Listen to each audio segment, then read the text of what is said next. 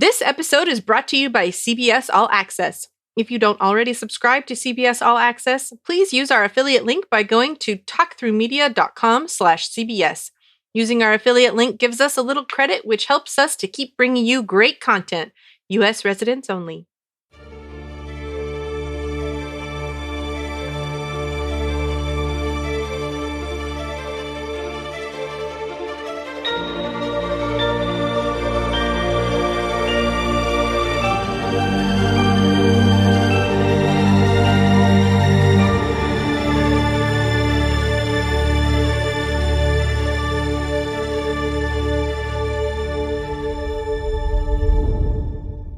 Hello, and welcome to episode 17 of the Star Trek Picard cast. I'm Brian, and Ruthie is out enjoying the long weekend. The episode that you're about to hear is the Patreon call-in show from May 16th, 2020. In it, we discuss Star Trek Picard, The Last Best Hope. And this will contain spoilers, so if you haven't read the book, you may want to skip ahead. Near the end of the call, we also discuss the new Star Trek Strange New Worlds announcement. If your podcast app supports chapters and you haven't read the book, you can skip ahead a chapter to our Strange New Worlds discussion. If it doesn't support chapters, check the blog post, podcast notes, or the YouTube description, depending on how you consume this episode, to find the correct time index to the Strange New Worlds section. Joining Ruthie and me on this call are Kim Vogel, Lawrence Todd, James Robbins, Brian Shiro, and Jim Matthews. And then joined in the chat by TJ, Mark Bowalden, Christoph Lechtner, and Mark Kirkman. We've opened up these call-in shows to all listeners during the coronavirus crisis, but these are designed as a benefit to Patreon subscribers only. As a Patreon subscriber, you will get these episodes ahead of everyone else for as little as $1 a month. Go to patreon.com/Brian and Ruthie to sign up, and $5 a month allows you to participate in these calls. With that, here is the call-in show episode. All right, so let's do a second restart on this. We had some technical /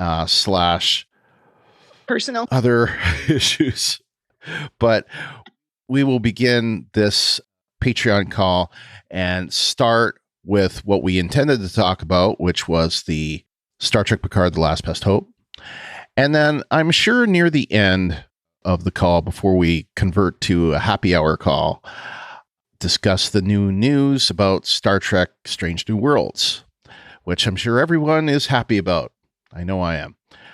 All right, so we don't really have any kind of agenda here discussing the book. Is there anyone that didn't listen to the interview that we published with Una McCormack? And if you did, it seems like everyone, lack of response means that you did listen to it. What'd you think of the interview? It was good. Yeah. Yeah, it was good. I loved it. It was great. Thanks.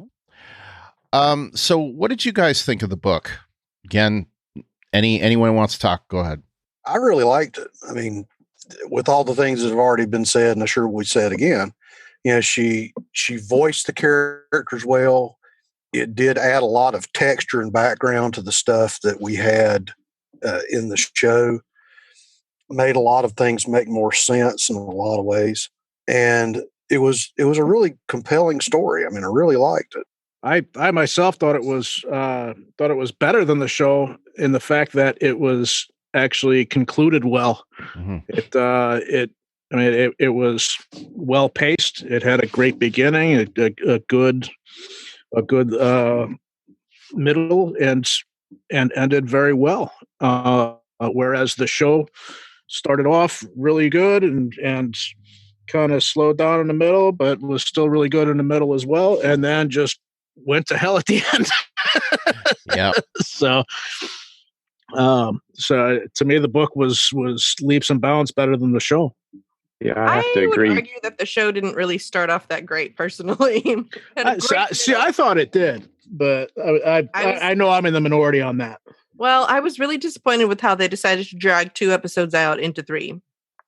Yeah. And I'm in the minority on that, where I thought the 3-episode opening was fine with me. Yeah, I mean, I love the book. I love the book too. yeah. I think it completes the show, and it makes my appreciation of the show be orders of magnitude greater. It's just, I appreciate it so much better after having read the book. And in fact, I love that it started out saying he was the most disillusioned man in 2 quadrants. I went back and rewatched the first episode after that, and immediately I get it. It makes sense. I don't have those feelings about who is this guy. It's not Picard that we know. The book just nips that concern in the bud, and then of course fleshes it out. And I wish that's how the series had started, with this story in the book. Mm-hmm. Yeah, me too. I think it would have been good. What character that you read in the book that wasn't in the show that you would have liked to have seen? And I guess as part of that, since we saw so little of her in it, I would include Clancy in that. So which character would you have liked to seen in the show? For me, definitely Quest. Oh yeah. I wanted so much to see more of her, because you could tell that she was going to be a great foil had they brought her into the show. A synth in every home. Right. I loved how it backfired on her. Mm-hmm. But like a politician usually does, they find a way to get out of that kind of thing. Yep. Yeah, she was able to shake that off rather astutely. Yes. Yeah. What about what character did you like the most? Well, I guess this kind of goes in with the question, but what character in the book did you like the most that wasn't in the TV show? I don't have the book because I listened to the audiobook, so I apologize for not remembering the names of the people, but who was the Bajoran liaison? Coley? Yeah. Yeah. That was a really good character. Yeah, although she definitely did an about face and changed her tune. Yeah. She was my least favorite character because I felt she was the least true to herself. Really? Interesting. I like Mackenzie. I really like Mackenzie too. I would have sent her. Yeah. I was really sad that she died. Yep. But I could not stand Coley. Her beliefs were fine while it suited her for them to be that way. And as soon as it came into conflict with them and saw the reality of her beliefs, she completely abandoned them. And I just don't have time for that. I run into a lot of people like that who, when whatever book it is that they say they're going by doesn't match the narrative that they're trying to live, it's suddenly abandoned. So I guess I felt like that was a real person. Yeah. Oh, I'm sure that's true, but I probably don't like those people in real life. No. Well, they're not very likable. Yeah, they're not terribly likable. Just can't. I'm like, do you not see what you're doing, what you're saying? Well, of course, Romulans should be allowed to be in charge of their own existence until it comes into conflict with my moral code. Right. Yeah. And the morality that I see fit for the universe. That's the problem I had with her. Sounds like a real person to me. Yeah. The character that there were plenty of other real people, I think. I didn't like her. The character that I found pretty fascinating was Nokum, the Romulan scientist who definitely did not have a good grasp of reality. Yeah, I thought he was probably the most tragic character. Yeah. He was. Someone will save me. Someone tried. Yeah. I think multiple people tried, but he just. Well, I mean, it's like to me, he's perfectly analogous of that man on the roof of a house in a hurricane praying for someone to save him or praying for God to save him. Please save me. And then, a boat comes by. No, God will save me. And then a little raft comes by. No, God will save me. And then, an even smaller vessel comes by. No, God will save me. And then he drowns. So, right. And then God said, I said all that stuff to save you. Yeah, exactly. And to me, that's Nokum Vertet. He's, at the very, very end, that very last person, please come now. And he's like, No. But do you think if he hadn't gone through the trauma of being beaten, that he would have behaved that way? I do, because I think that's his mindset. He's a true Romulan. He believes in the system. His eyes are not open. They were never open. He did not ever understand the reality of his situation, to me, the reality of his, the way that his life was, his culture. He completely bought into what basically those above him were selling him, including the people who took him and tortured him. Yeah. I like the way that character was written. Yeah. I think even if I didn't particularly like that character or Coley, the same thing, I just thought they were both written really nicely. Yeah. And what's when he's presented with the facts that don't agree with his original facts, and he's just so invested or whatever reason that he can't change his mind. He can't see that, well, there's no way that they would be lying to me. Yeah. He's so invested in lying to, I think I can't remember exactly how she phrased it, but she said something about the Romulans' ability to lie to themselves as well as to see the way that their life is and the way that their society is through a certain lens. I thought that was completely spot on with him, especially. Yeah. What about, well, I'll just say one of the things that I really enjoyed about the book was, how it didn't just focus on Picard. It focused on a number of characters within the book. And in so doing, it built a world around the book, which I think really helped me in the last half of season 1 of Picard to understand kind of, what was going on or what had been going on 14 years before.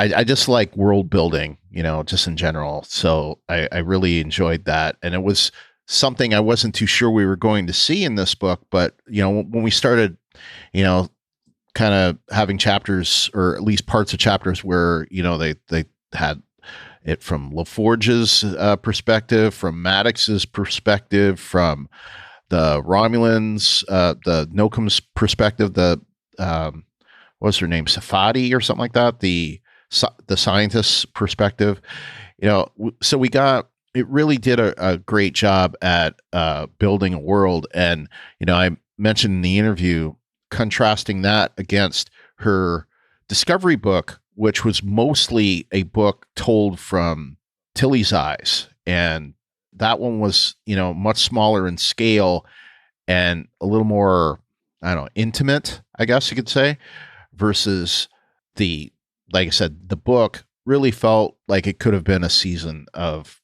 Picard, or even 2, or it could have been like its own show that happened before. But, we weren't so fortunate. But, if this season, or if this had happened, maybe 10 years ago or something like that, they could have done this. But, oh well. Was there anything that was in the book that you thought wasn't quite right, or any issues that you had that where there was like a different kind of voice with a character versus like what we saw in the show? I'll give you an example, like maybe Rafi or Girardi, or, although we didn't see him very much, Maddox. Like, for me, I would say Maddox in Picard didn't feel like the Maddox that I knew, whereas in the book, this felt like the Maddox that we knew from The Measure of a Man. G&G. Yeah. So to me, this Maddox worked a lot better than the Maddox that we got in the show. That Maddox did not look like him, did not sound like him, did not talk like him. It just didn't seem to be him at all. Yeah, and I don't think Definitely that actor really had a chance to really portray him all that much either. Yeah. But for me, it was Girardi, and Brian, we talked about this offline, where in the book, Girardi seemed more confident and sure of herself when she was younger, and it seemed like she kind of flaked out as she got older. and it almost seemed like a totally different character from the book to the show to me. She could have been impacted by this relationship. That's true. Right. Losing Maddox and them leaving could have been a major influence on her. Yeah, That's that's true. my take Right. as well. I thought McCormack was really good at capturing the tone and the tenor of all the actors, even though she was writing before the show had come out. And the Maddox is a good example of one that was slightly different. But I especially liked how Aggie and Raffi and Clancy, those three characters, are just fleshed out so much better in the book. Yeah. In the show, you don't really know where they're coming from that much. I don't connect with them that much. Yeah. But in the book, I do. Yeah, I thought Clancy's portrayal really felt good to me, and it felt like it was in line with the Clancy that we got in Picard, but we actually got to see how she became that Clancy. She was. In fact, it ended with her doing her first F-bomb, I think. Yeah. Where she would never do that before. She was too proper. Yeah. Saw how she was driven to that point. Yeah. Yeah, and she basically had to deal with the fallout of everything that happened. Yeah. Yeah, and I imagine the one thing I liked about the book, to me, it was successfully the characters that we did see. It really fleshed them out a lot better than the TV show did, because the TV show was just it wasn't focused enough for the characters. Yeah. But reading the book, you actually got a sense of where the characters came from, and I actually enjoyed the series more once I got to read the book. Yeah. I did have one thing that fell short, and I was hoping to get a better reason why the JL nickname was there from Raffi, and there's some lip service paid to it, but I was hoping this book would really make it seem more earned. And it was an opportunity that was missed in the book. I thought maybe they'd be stranded somewhere or captured or something stressful that would lead to that, but it just kind of popped in there one day, and I wish that had been handled better. I think that was just kind of Raffi's personality, though, and she kind of, the way she kind of clicked with Picard is she kind of liked to needle him a little bit, and he just didn't want to pay it homage. Yeah. So I think they explained it pretty well in the book anyway. It was just who Raffi was. It was addressed, yeah, and I appreciate that. Yeah, I mean, I thought it was addressed. I thought that it would have benefited to explain that a little bit better in the show than they did. I'm not really sure how they could have explained that in the show, though, without going into all the things that they went into in the book. And I think that's the problem with the show, is that we didn't have any of the backstory that we had in the book to understand. I think a lot of times things fell flat because we didn't really get to experience all the things that they experienced, and they didn't really do a good job of bringing us up to speed, I guess. Yeah. So you would have wanted more flashbacks? Sorry? I said you would have wanted more flashbacks to show the backstory? I would have wished the flashbacks to be handled differently. That's for sure. I think they could have explained the JL better, not even with a flashback, but just have someone react to her call him JL. Like, even like I could see there being a scene where Laris and Zhaban pop in as you remember that one scene where Picard calls her and says, "Oh, you're looking at it, aren't you?" Right. Well, if Laris and Zhaban had like walked in while he was having that call to her, and she ended the call like, "Okay, JL," and they were like, "JL," and so they could have done something like that just to explain it a little bit better. But she had been calling him that for years already, so that would have been disingenuous for them to have suddenly reacted to it at that moment in time. That wouldn't have been real. Okay, Girardi then. Ostensibly, they would have, maybe, but she didn't know him before. Right. Yeah, it would have to have been someone from Next Gen, one of those characters. Like Riker or somebody. Yeah, maybe. If she had said that when he was visiting the Rikers, when he was over comms, that would have been more. There you go. Yeah, Mm-hmm. I agree. That's a good one.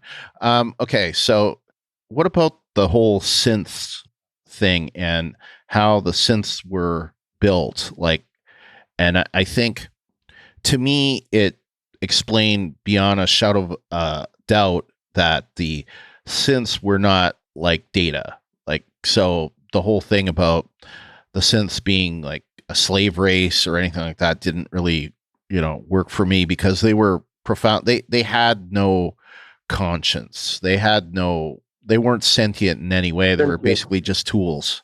But it still was an echo of The Measure of a Man, because Maddox finally is creating this new race, even though they're not sentient. I thought that was still That's true. looming over it. Yeah. And I did really. There was one mention in there I called out to Voyager. They mentioned when Mackenzie had the idea, when she talked to Geordi about it, she called them bioneural circuitry, Right. rather than positronic. That's why they're different, because Data's positronic, they're bioneural. And that was actually, I think, a callback to a Voyager episode, which was great. Of course, everyone remembers that Voyager had bioneural circuitry. So, The gel packs. Yeah. Also reminded me of what's the episode of Next Gen with the Exocomps. worker bot? Exocomps, Yeah. yes. Exocomps. Yeah. Yeah. Is there anything that was in the book that you would have liked to have seen in the show? I wanted to see. Spock? Okay.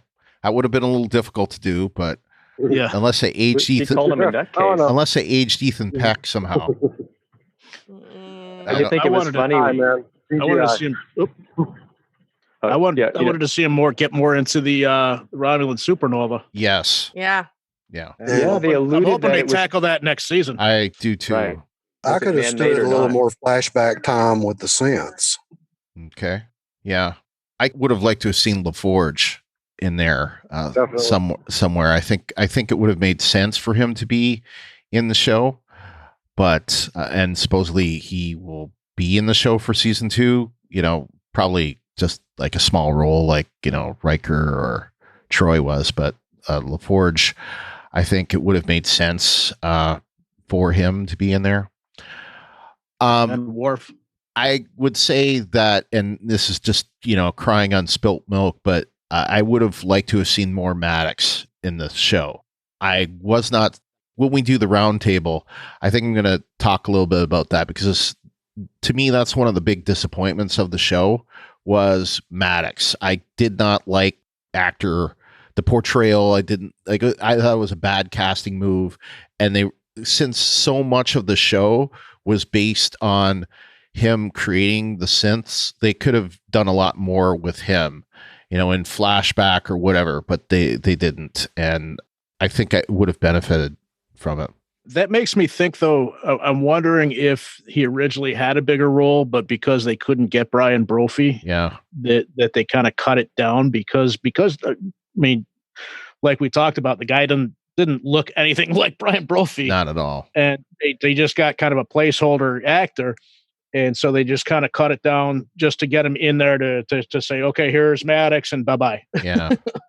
I got to say that one of the low points for me in the show, other than the crazy things in the finale about the orcas and imagination machine, was the scene where Picard resigned, that flashback scene. I thought it was terribly done.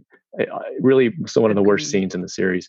And I love the way it was portrayed in the book, though. And I wish that the flashback we got on the show would have been more like what we saw in the book. Yeah, I agree. That was a missed opportunity. I agree. I think that was also not a highlight for me. That I'm glad it was in the show, but it could have been so much better.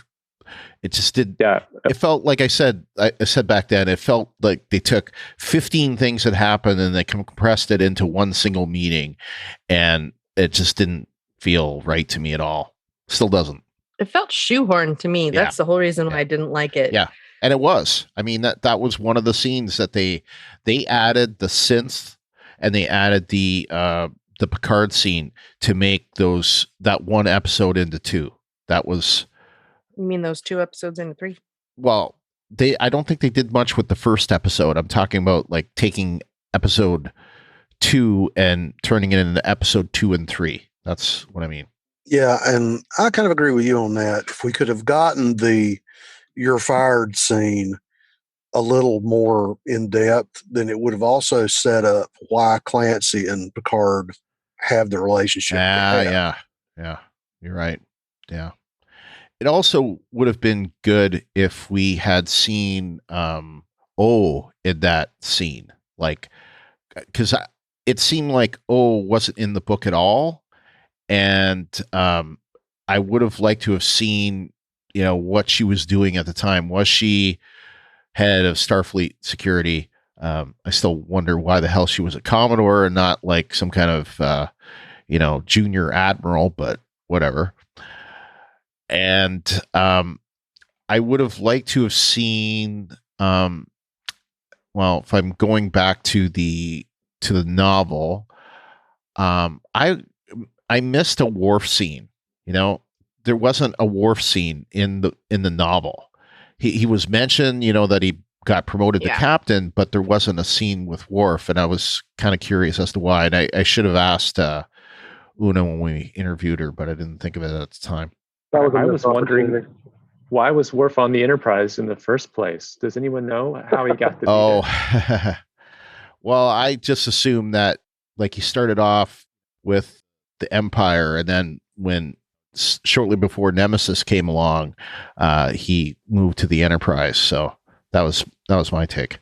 So I took it a little bit differently. I thought that when because during Nemesis, Riker was going to leave to get his own ship, the Titan. They had set Data as the first officer. Now, yes, there's a deleted scene where they had someone else replace him, but I could easily see Picard, no matter where Worf is at, to call him up to ask him to be his first officer. Right. So, Absolutely. And I would see Worf saying yes, obviously. Absolutely. yeah. And I still think Worf would have been a better fit at the end, bringing the fleet in at the end of the show, other than instead of having Riker bring the fleet in, which still doesn't make a lot of sense to me because he's got to. That would have been totally cool. Yeah. Well, and for that matter, I would have liked to have seen Clancy in the, somewhere in there on that. Maybe Riker's captaining the flagship, but maybe Clancy's there somewhere, or Riker's like XO to Clancy, or I don't know, something. But Admiral of the fleet. Yeah. I just finished the DS9 rewatch, and I got to say, they did fleets of ships so much better there than they did in Picard. Yeah. Yeah. Budget cuts. Yeah. That horse has been beaten. Yeah, already, definitely a shortcoming. I was not impressed at all with Even for NTSC. Yeah. Just not. Kim didn't catch that one. No, I got it. Choosing to ignore you. I have to hear. I hear a lot of that all the time. It's Even funny. off the show. I love hearing that from him because I used to work for Bose and we would, and in the home theater division we used to talk about that all the time, and I finally hear it from somebody outside of Bose, and I'm just like, Oh, that's funny. yeah. He's editing right behind me. Nice. What did you guys think of Picard in the book? Are you meaning how close to the actual character of Picard he was? What we know from TNG and the movie? I would say, did he feel like a good transition between, who we saw in Nemesis versus who we saw in the show? Yeah, I thought it was a pretty natural progression for him. Yeah.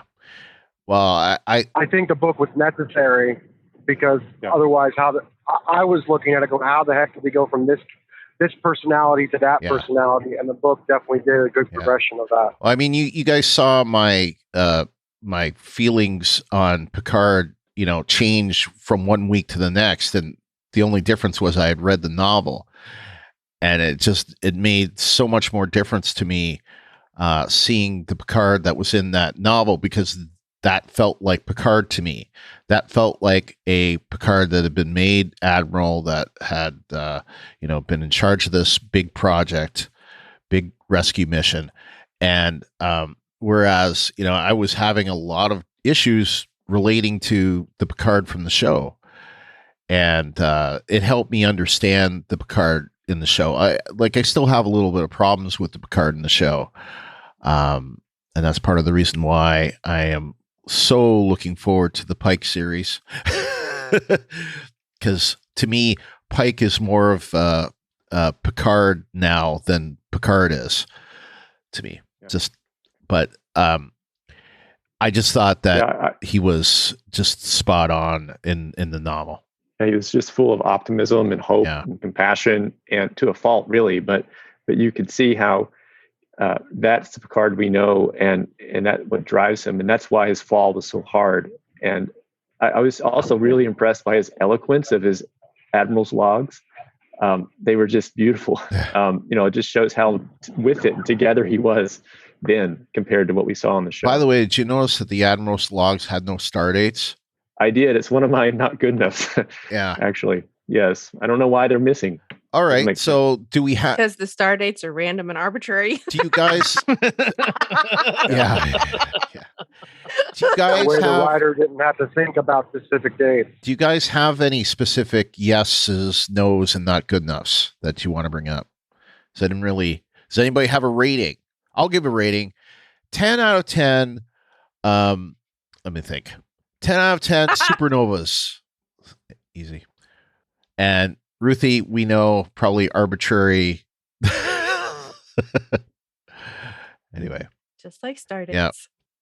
Yeah. I loved it. I thought it was great. I mean, I would give the novel, not having anything else to compare it to necessarily. I mean, I would give the novel a 10. Yeah. I'm still of the opinion that the TV show can't use the novel to prop itself up. The TV show has to succeed or fail on its own merits. And unfortunately, to me, it didn't really succeed. But I loved the novel. Won't argue with you on that point, because I do agree that it's something that we've seen over and over again. Like when we were covering The Walking Dead together, so many times we had to rely on what was on Talking Dead to understand what was on The Walking Dead. So that's a similar kind of thing to me. And it's a continuous thing with bad writing in this day and age. Yeah. The writers, they just, you should not, I mean, just like Ruthie said, you should not need an alternate material, an alternate media source in order to understand what the plot is of a show. It should be able to stand on its own. Yeah. And it doesn't. Yeah. So. Yeah, but that's a reflection of the TV show, not the book. I thought the book. The book was great. Yeah. It had a couple missed points, but it was great nonetheless. I'd give it a 9.5.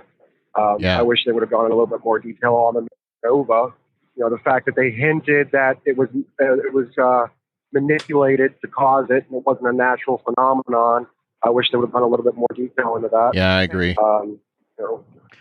I was so upset when Una was like, "Oh, I don't remember if I had something for the Nova." I was like, "No, come on, give it to me." I know. Sorry. Yes. Yeah. But I mean, she's only human. No, I know, and I'm sure she probably did have something, but I'm sure she probably wasn't at liberty to divulge what it was. That's entirely possible as well. I thought about that too. That maybe we did ask beforehand if there was anything we shouldn't say. Yeah. But maybe she didn't think about that at the time. Right. I mean, these are fictional characters, but we're all in the real world and dealing with real world things. So yeah, absolutely. It is what it is. But my highest rating. Go ahead. Oh, sorry. I was just going to say, I'm hoping that someone tells us why the Romulans blew themselves up. Right. Yeah. That's what I think.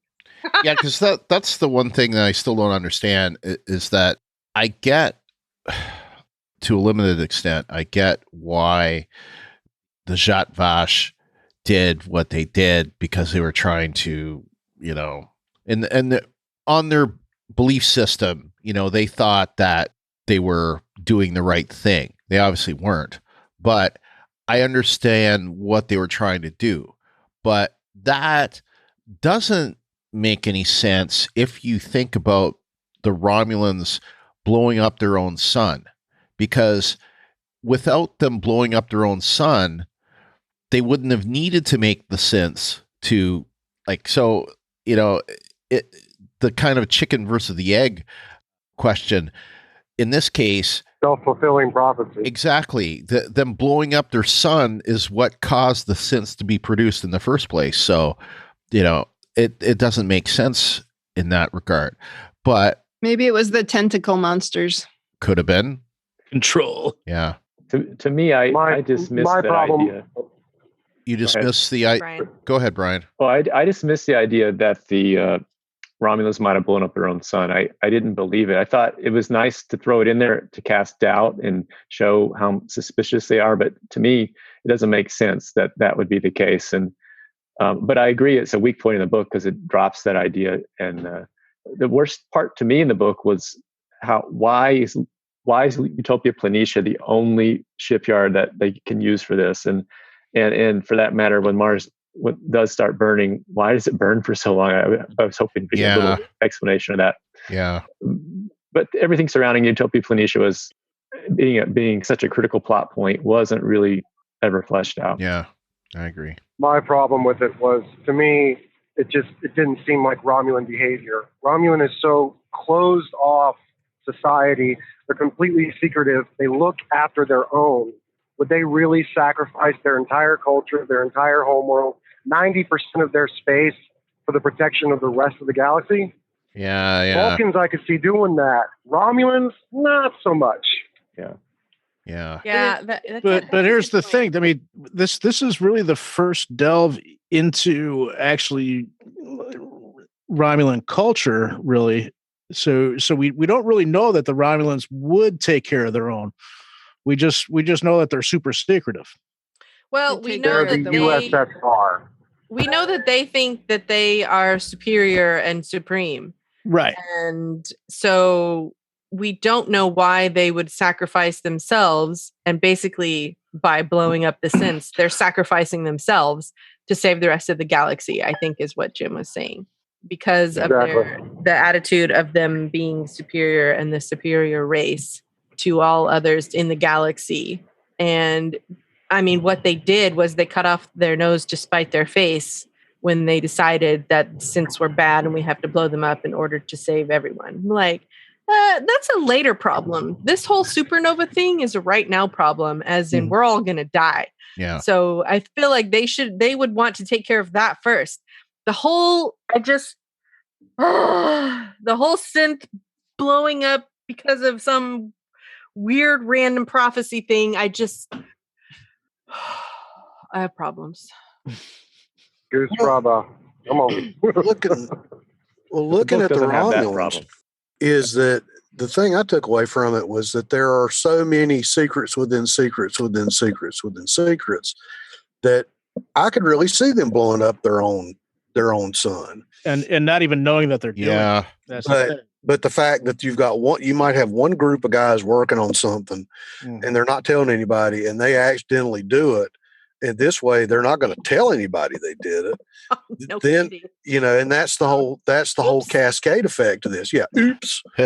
but then it gets out and then they're like, well, that can't be right. That's a lie. So then it's a propaganda situation.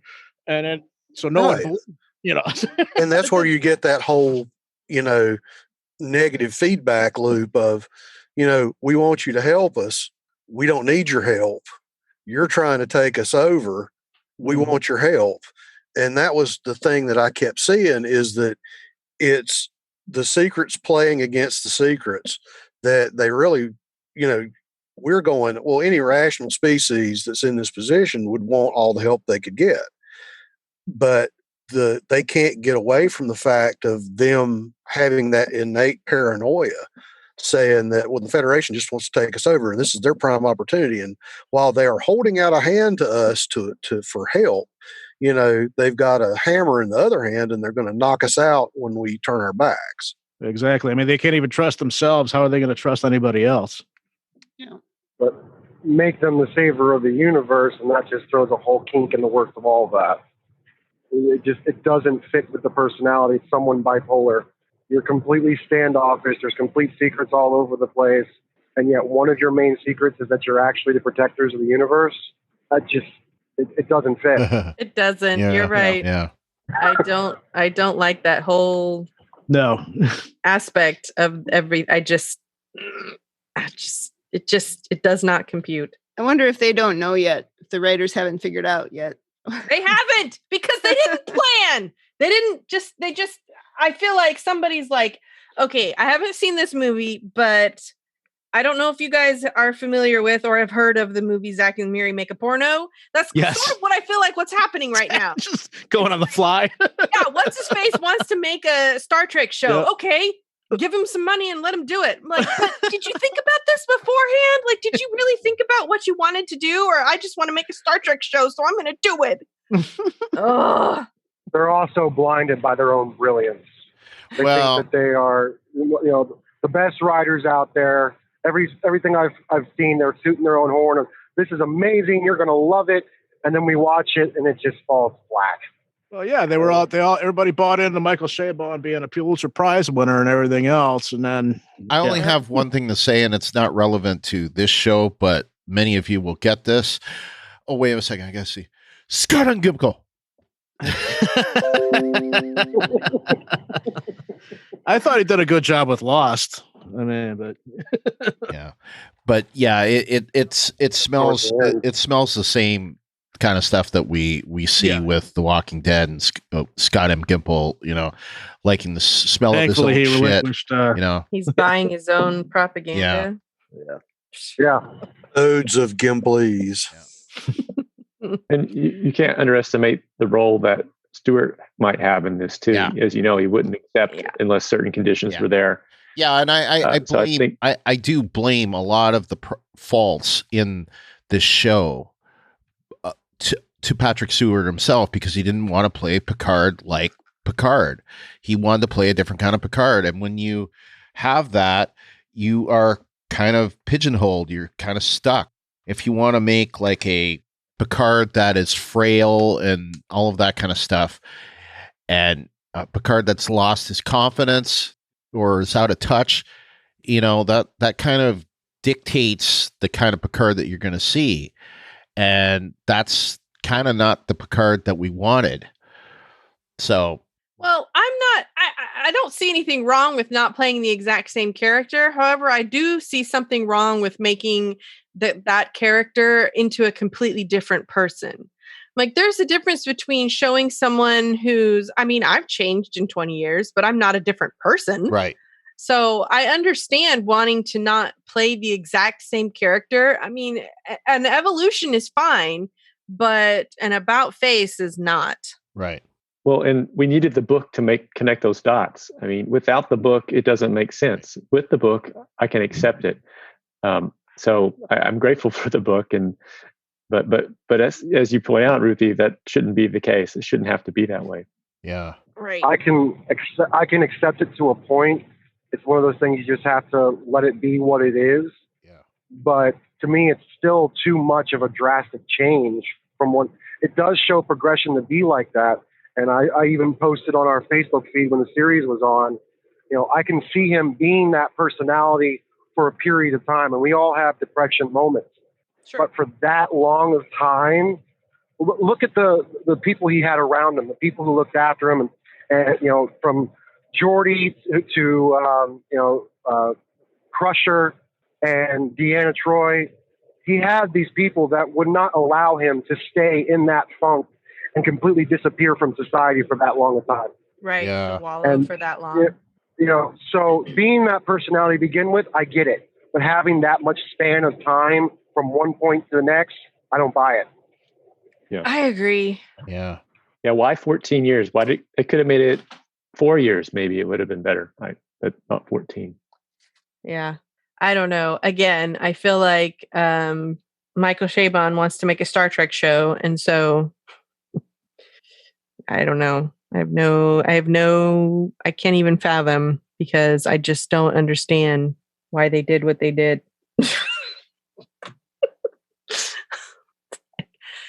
Did you like some of the world building in the show? Some stuff that we never really get to see in a Star Trek series, like the politics and the scientists. We've not really seen Federation scientists before. We've never seen the Daystrom Institute before and how they work, and Utopia Planitia, except for when they're about to be blown out of the sky, so to speak. Load up real good. Yeah. So as far as like getting to see more of the Federation, what did you think about those things? I enjoyed it. Yeah. I mean, we had talked about this before, that when people kept saying, well, this is not Star Trek, that Star Trek as we have known it up until DS9, you're still basically peeping through a keyhole and Right. you're looking at a ship and a crew and a situation. And knowing there's a bigger world out there and that there are politicians and scientists and space stations and farmers from little tiny planets with cranky senators, it's a good thing to have more of the whole universe, to see the bigger picture. Because honestly, the things we saw in TOS on the Enterprise were basically just a snapshot of one ship in the galaxy. Right. That's one of the things I liked about DS9.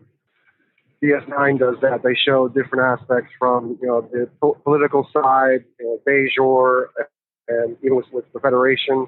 It's not just one ship. And that book really felt like a even though not DS9 characters, DS9 episode in it.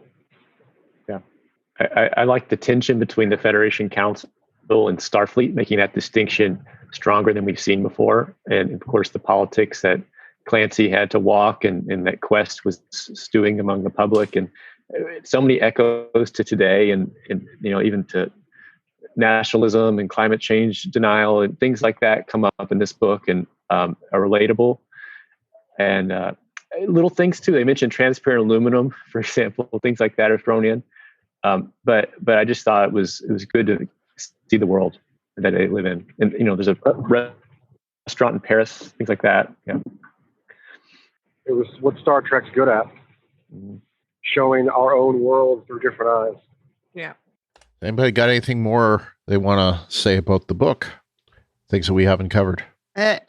I listened to the audiobook and I struggled a little bit with the different voices that he would use for the different characters. I don't know if anybody else experienced that, but in particular, when he was doing the voice of Girardi, it was so off-putting to me that I really struggled to relate to that character, which I think is why I liked her so much more in the show than I did in the book. So I can't blame the book for that, but it was really strange to me. Oh, it was a man trying to be more feminine. So yeah, and don't do that. Just read it. I mean, trying to do the voice really took me out of the story. I wish they had R.C. Bray do the voice for it. Yeah, he's always good. I don't know if anybody likes audiobooks or not. I thought the narrator did a bang up job, honestly. I could really hear all of the different characters, and to me, they sounded like themselves. Even Girardi. No, Girardi was the one I just couldn't tolerate. I could take all the rest. I really liked how he did Picard, but Girardi was rough. And I also really liked Rafi in the book a lot more than I liked her on the show. I think because, we touched on it a little bit earlier, but they just fleshed her out so much more, and you got to see her kind of turn into what she turns into later. Yeah. Right. I really liked the development of that character. Yeah, the pain she goes through with her son and her marriage, it's much more believable now. And I have listed as one of my top things about this was the narrator. I loved how he did the voices. I love the narrator as well. The intonation of Geordi and just everyone, he got it spot on. I thought it was added to my enjoyment a lot. Everybody but Girardi. I've heard really bad narrators before, and he's not one of them. I mean, I've had a narrator ruin a book, honestly. Oh yeah, for sure. But I thought he was great. Yeah, I didn't have a problem with his Girardi. I thought he did a great job too. So, but I do. You're wrong, kid. Well, I understand why. I'm just kidding. Now, it's a video call. I could use a hand signal. But you didn't have any trouble. You didn't have any trouble with his Rafi. No, not as much. No, it was really something about the way he tried to do Girardi a little bit too feminine, and it just didn't. I think it's because she's so young. She was so young then. I think I don't know. maybe. I don't listen to a lot of audio books that are fiction. I do listen to quite often nonfiction books that are read by the author, and they're not characters in them usually, right? And so I think this maybe was just a bit jarring for me. Yeah, I could see that. We got in the group chat, we got a message from TJ who doesn't have a microphone, or a camera. That's why we haven't heard from him or her, not sure which one. But TJ says, sorry, everyone. I've never zoomed on this desktop before. When I joined, I discovered this particular desktop has no microphone or camera. But anyway, I read the book and enjoyed your comments. I love the narrator. Ha ha, her. TJ's a her. She's a he. No, he's a she. Brian, maybe you could do a voice like a woman then. I could. When you read the... I'll leave that to Ruthie. How about that? I was going to say, I don't know that I could want to hear that. Yeah. You can't do a voice like a woman? I can do it. You can now use a hand signal. You're passing on the hand signal to me. Oh, goodness. Yeah. Well, I don't doubt that doing a female voice is hard for men. I mean, how much higher pitched do you really make it? I don't know. But it certainly is difficult for. She's got a bit of a higher voice, especially compared to Michelle Hurd. Allison Pill. Yeah. Allison Pill does. There were other female voices like Zani and Clancy. I thought he nailed them. That was good. I think probably he was just maybe portraying the aspect of her being a bit starstruck when she is basically the entire book, because her entire the experience in the book is dealing with Bruce Maddox. And so we already know she's a little starstruck by him. I think she's younger and maybe a bit more vulnerable in the book because of that. So maybe that's the whole reasoning behind his portrayal of the voice in such a manner. But I mean, you didn't like it, you didn't like it. That's the way it is. TJ says, Brian, I'm the one who said that until I read the book, I had assumed Picard and Raffi must have been a couple in the past, because when a woman pulls out a shotgun and a man offers wine, I jump to conclusions. Nice. Understandable. The one thing I liked about the book, I literally shouted when they did it. I am not a fan of the J.J. Abrams reboots, never have been.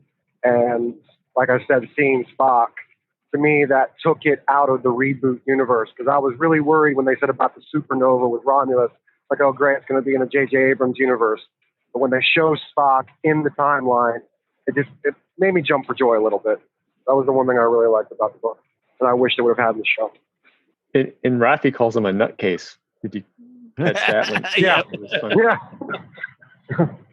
Well, she did come from the desk of Romulan affairs, so she might have picked up on what the Romulans thought about his crusade. I think that somewhere it was established previously already that this was not in the Kelvin universe, but that it tied into the Kelvin universe because that event created it. Right. So I personally liked that because I happened to enjoy all of the J.J. Abrams Star Trek movies. Me as well. To each their own. Mm-hmm. Everyone's allowed their opinion, even if I even liked Into Darkness.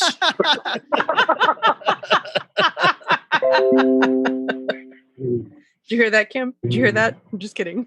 I mean, I'm still just trying to figure out exactly which star blew up. Oh, yeah. I want to see it on a map, and I want to know which one blew up. Yeah. Me too, because what they were like, I didn't understand.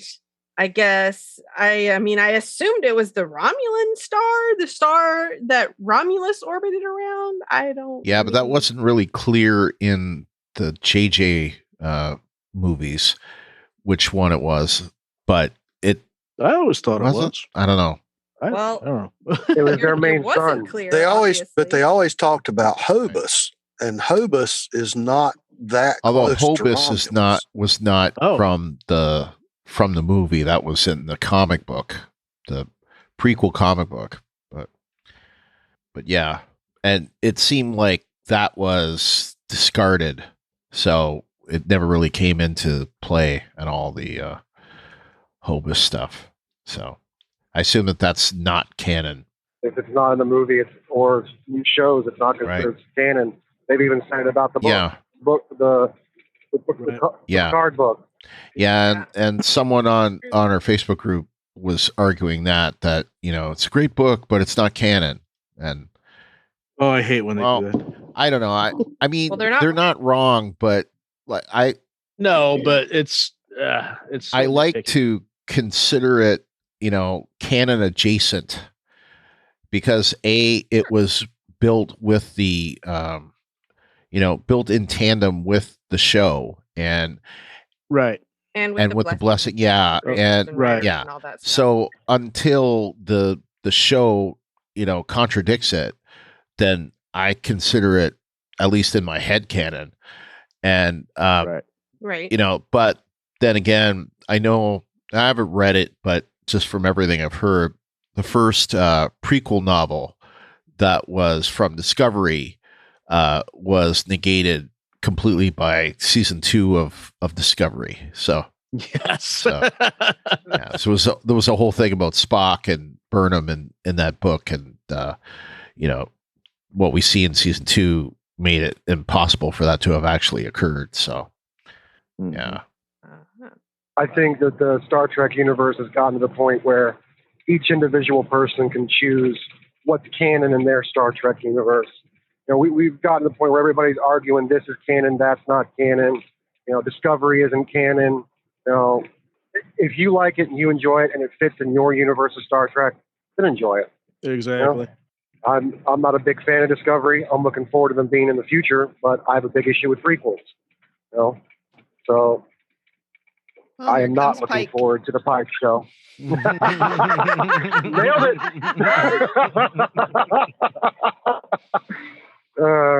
Yeah, I am not a big fan of prequels. I wasn't a big fan of Enterprise, even though they did some things right. But I think stories should move forward instead of going backward. But I think prequels are okay sometimes. You just but got to they- be really careful with them. Yeah, they make me nervous. Yeah. I mean, I would have had more problems with the Pike show if we hadn't seen Pike, but now that we have, Yeah. to me, Mhm. the Pike that we got in season 2 of Discovery, like right away, I'm like, I want to see more of this guy. The performance just Yeah. demanded it. Yeah. Yeah. Yeah, I agree with I that. like Anson Mount. Don't get me wrong. I mean, I've liked him since Hell on Wheels, and he did an excellent Pike. But to me, there's no suspense there. We know his story. We know how it's going to end. So any type of hairy situation he gets into, all you're looking at is you're interested in how he gets out of it, but he's going to get out of it. But it's there's no fun to suspense. see. Yeah, but that means you can relax while you're watching it. Yeah, but I I mean, want to Yeah, relax. and I would I want say to be on the edge of my seat. yeah, but I'd say the same thing with some of the other shows, because you knew they were not going to that's- kill off you Shatner. made the point I was just about to make. Yeah, it's like you knew they weren't going to kill off Janeway or kill off. Well, there was that whole thing about Picard in the 3rd season that the possibility of his contract not getting renegotiated, but Yeah. but Right. certainly like there was never any doubt that James T. Kirk was going to live. Especially in the movies, right? I mean, yeah, they killed off Spock, but Spock came back. So I agree with you to an extent, but I think that there's still a lot of time in there that can be explained. And what I tend to see is maybe this will explain the whole. It's Captain Pike, Lieutenant Spock, and Ensign Expendable on the planet. And every time it'll be Ensign Expendable that Who's going to make it out? and it's just going to be fun stories. It's like I look at it this way. It's like my grandfather who was my hero growing up, man. It's like I know how he is now, but man, I loved hearing stories about when he was a kid, and I would just sit there and listen to him for hours, just telling stories. It was the greatest thing ever. And it's hearing the story. That's a great analogy. We got. I mean, that is a great analogy. That actually makes me appreciate a little bit more. Mm-hmm. And frame it this way: the book that we're talking about today is a prequel to a series, and I think we all agree it enhances our appreciation of the series. So prequels can even be important, and they can reframe everything. Like them or not, the Star Wars prequels reframed everything there. So I think they play a role. There's can be landmines, of course. Oh yeah. And I'll agree with you on that, Brian. My thing has always been there's 100 or so years from the founding of the Federation until TOS, and there's a lot of real estate in there and a lot of stories that I've always been curious about. So I agree. The prequels can be dangerous and prequels can present problems if they're not handled well. But again, everybody knows by now, I like Enterprise. I like Enterprise a lot. In fact, everything except the theme. Well, What's wrong with the theme? I hate the theme. It's always good. Never grown on me. It's always good to bring it up and make Mr. Malash make the face. I like the theme. It's been a long road getting from there to here. Oh my God. Stop now. Our time is Enterprise finally has some here. faults, but I've always said if it had been given another season or two, it would have supplanted DS9 as my favorite. I thought it was just excellent. I can't say enough good things about Enterprise. I don't know about supplanting DS9, but it was up there. It didn't quite make it, but season 4 was on the trajectory to do it. I think if they had gotten to the Romulan War, it would have would have definitely Yeah. I think the problem that most prequels run into is that they forget that the people, I should say, who are doing the show forget that they're doing a prequel. And they want to do the same things that the people in the future are doing. And you just can't. No. And so you have limitations. Yeah, I'm cautiously optimistic about the Pike show, but the entire reason I was hesitant about Discovery in the first place was because I was like, why are they doing a prequel? Like Jim said, there are hundreds of years, infinity to go in the future of stories that you can tell, but you're limited in scope when you're doing a prequel.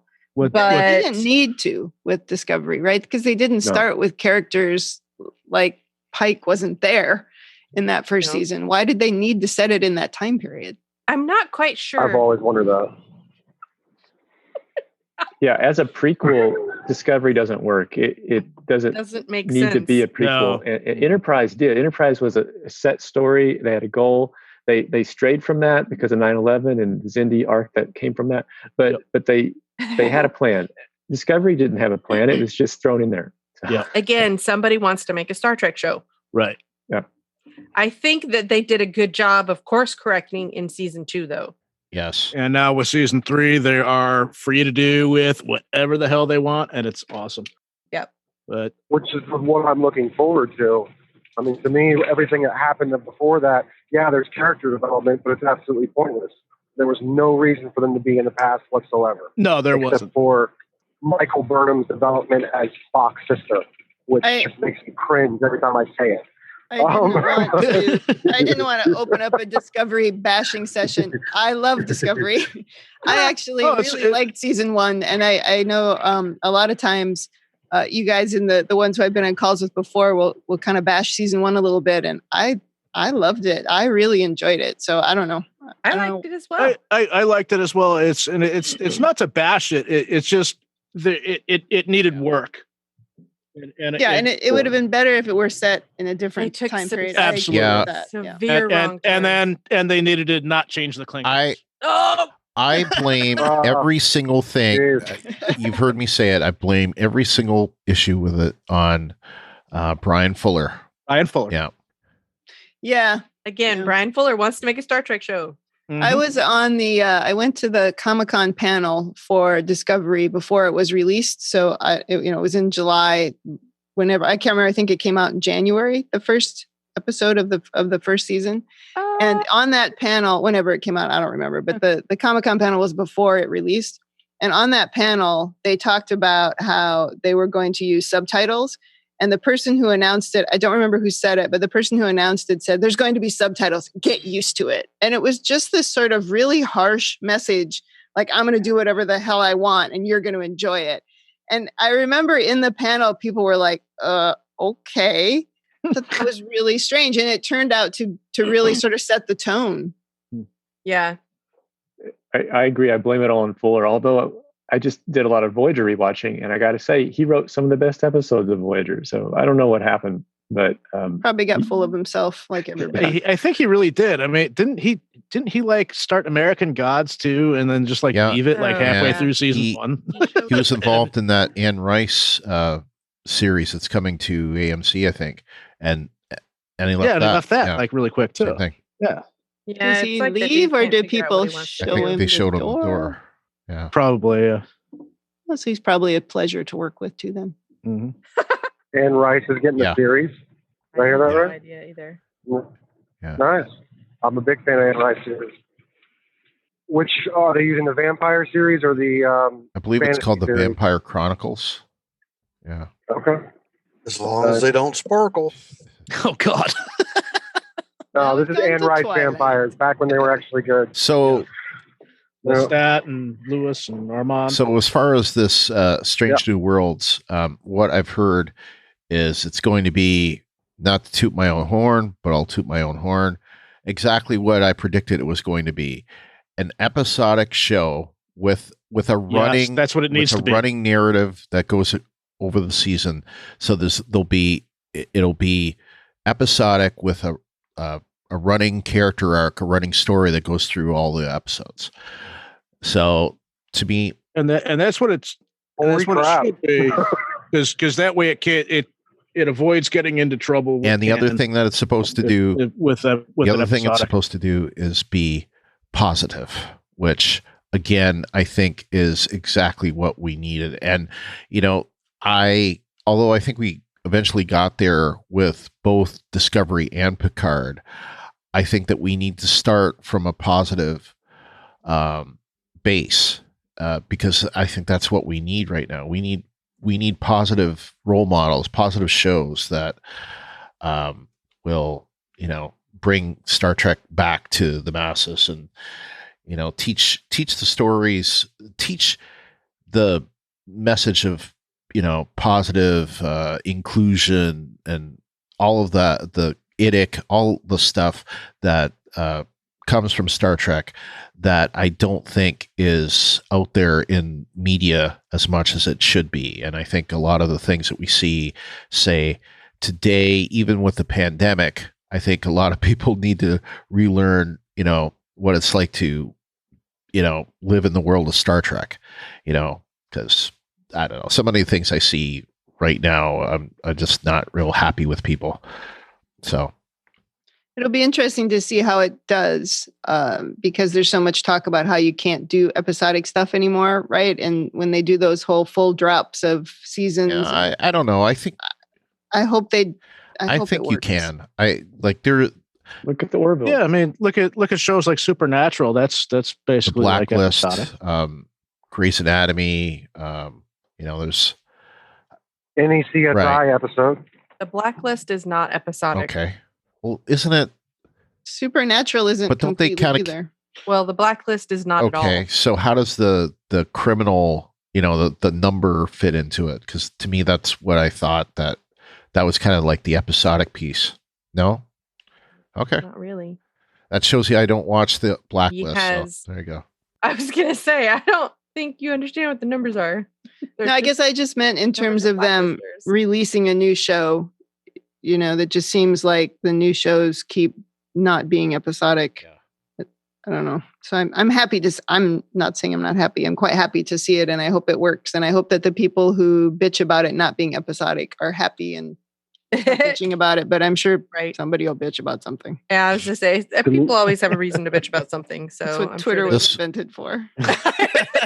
This was about from 10 minutes ago. Oh my That's all gosh. social This was media, about though. from 10 minutes ago. I Yeah. didn't read this. I was gonna say we've skipped some stuff Yeah. that TJ was inputting. Oh, It's just because no. we were going and really see it.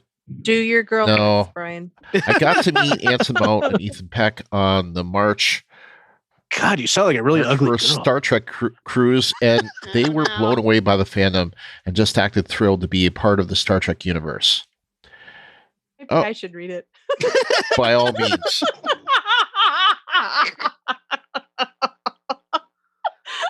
Just kidding. I mean, I will, but oh, okay. TJ is directing. I will read it.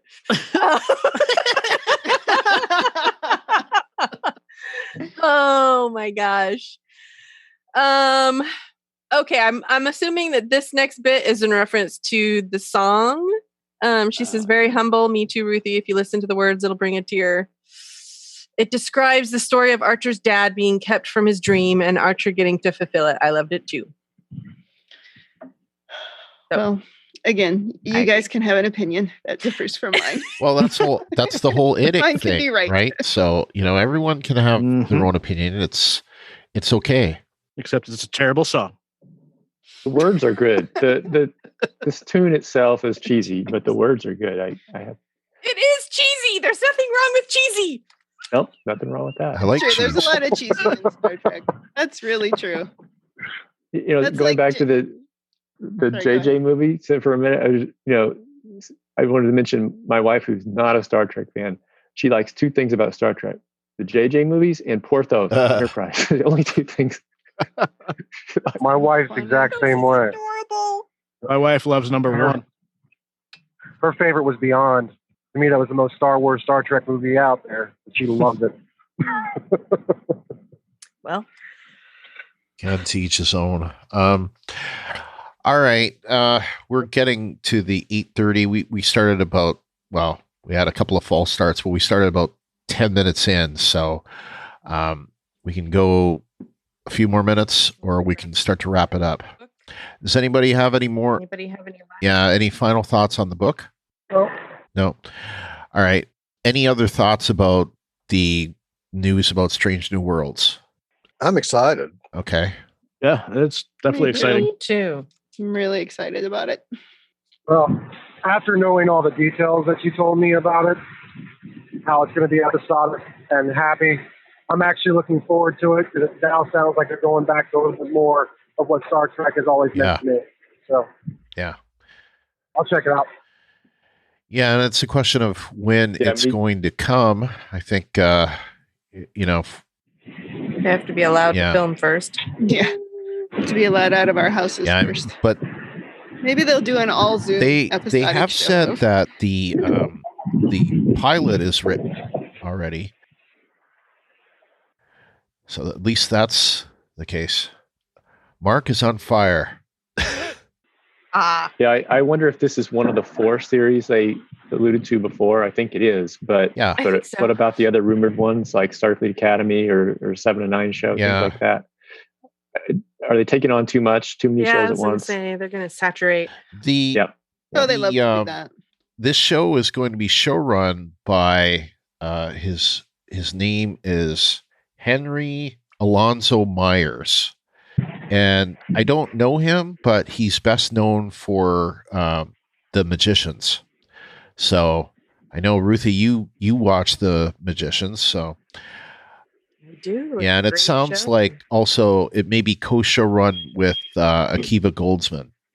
So I know that I think he was show running Titan, possibly, which I've never seen, but that's one of those TJ or what do you call it, DC Universe shows.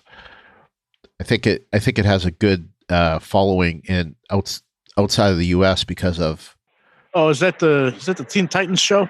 yeah, possibly. Yeah. I think that show is international on Netflix. So it's kind of like Discovery is, where, I think Discovery has a better following overseas than it does.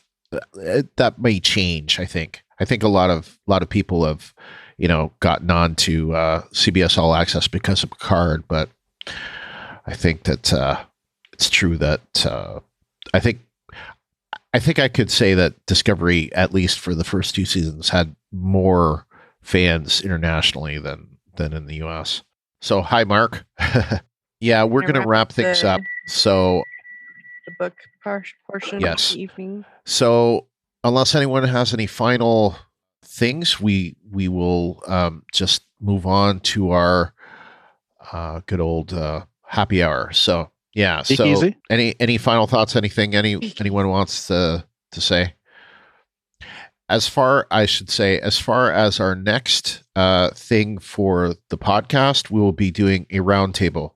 We haven't figured out the time yet, and we'll be doing like we've been doing the last few things that we've done, which we will put the episode on the Patreon feed first, and then we'll put it on the regular feed after several days later. So, okay. So with that, I think we're going to stop the recording and say goodnight and move on to the uncensored stuff. And that's it for our Patreon call-in show that was recorded May 16th, 2020. I'd like to thank those who participated, namely Kim Vogel, Lawrence Todd, James Robbins, Brian Shiro, and Jim Matthews. And those that were in on the chat, TJ, Mark Bolden, Christoph Leckneitner, and Mark Kirkman. Once we are going again, next thing will be Star Trek Discovery. So on the Star Trek Discovery podcast. And I should mention, this is a good time to mention it. If you subscribe to us via the Star Trek Picard cast, the Discovery episodes will not be on this feed. They are only on the Star Trek Discovery podcast feed, whereas the Star Trek Picard episodes are on both. So we're just going to keep it as is. So if you would like to listen to us when Star Trek Discovery Season 3 comes back and you're listening to us on the Picard feed, make sure to subscribe to us on Star Trek Discovery Podcast. To submit your theories and feedback, go to talkthroughmedia.com/feedback, where you can submit text or audio. You can also call the Talk Through Media voicemail, which is 216-232-6146. You can also send us an email at picardcast@talkthroughmedia.com. Or most people send in their feedback through our Facebook group and the designated episode thread. And that is at facebook.com/groups/Star Trek TTM podcasts with an S at the end. We obviously don't have a deadline for the next episode because we don't know when that is going to be back. Also, Twitter, that's at PicardCast, and for Star Trek Discovery, Star Trek TTM. We also have an Instagram account at Star Trek TTM, but I will say I am most frequently posting both stories and posts at my personal Instagram account, which is Brian Meloche. That's BrianMeloche. I would suggest following us, both Star Trek TTM and Brian Meloche. So a great way you can support us is to share what we post on Twitter, Facebook, and Instagram. Now, you can also like us on the Talk Through Media page, which is at facebook.com/Talk Through Media. And there you can also write a review. So if you don't use Apple Podcasts, that's one way you can support us with a positive review. If you use Apple Podcasts, subscribe to us in Apple Podcasts or the podcast client of choice. While you're there, give us a rating or review. There's also Podchaser that you can use that allows you to write reviews there, but there are several podcast apps that are now supporting Podchaser, and or they have their own set of reviews that they do, like Stitcher also has it. So you can help us out by just leaving us a rating review. And of course, best way to support us is through our Patreon, which is at patreon.com/Brian and Ruthie. And the episode that you just listened to was a part of that Patreon. Our next episode will be an early release of the Roundtable episode. So you'll be getting that ahead of everyone else. We would like to thank our Patreon supporters, James Robbins, Lawrence Todd, Fred Petrie, Clint McCollum, Kyle McAdams, Kim Vogel, Brian Shiro, Christoph Lechtner, Jeff Bayako, Lee Radke, Aaron Mays, Michael Carrier, Stephen Chambers, Kevin Lyle, and Jeff Gentry. And you can also hear me on the Walking Dead Talk Through. We recently released an episode where Mark and I interviewed Lindsley Register, who played for 4 seasons Laura on The Walking Dead. And we were able to hook up with her and schedule an interview through Instagram. So that's a good offshoot of the stuff that we've been doing for there. But yeah, so you can check that out. And we still don't know when The Walking Dead is returning, but Mark, Kyle, and I will be covering that soon. But before that, we will probably get an episode out for the Roundtable, like we said. So I have to say it for both of us. I'm Brian. Peace and long life, and live long and prosper.